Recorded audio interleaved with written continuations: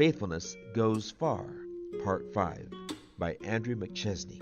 During his first few weeks in the military, Sekule was sent with a company of soldiers to work on a mountain in the former Yugoslavia.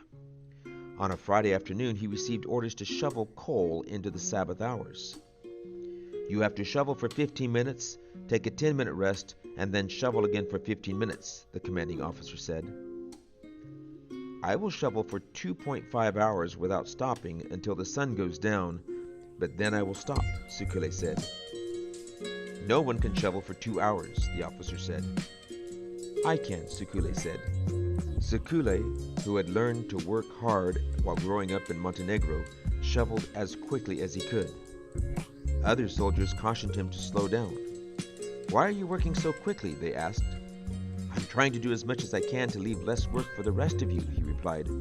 I don't care about myself. I just want to do the most that I can. His words built respect among the other soldiers. They saw that he wanted to help them. To everyone's surprise, Sekule succeeded in shoveling the required amount of coal by sunset. But the commanding officer didn't seem to grasp his desire to keep the Sabbath. On another Sabbath, the officer read a list of duties to the soldiers and declared, You will work today. Sekule stood tall. Today is my Sabbath, and I can't do any work, he said. He knew that he might face prison if he said, I won't do any work.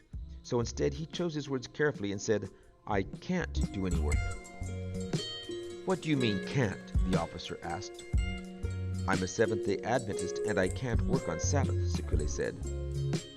The officer stood tall and glared at Sekule.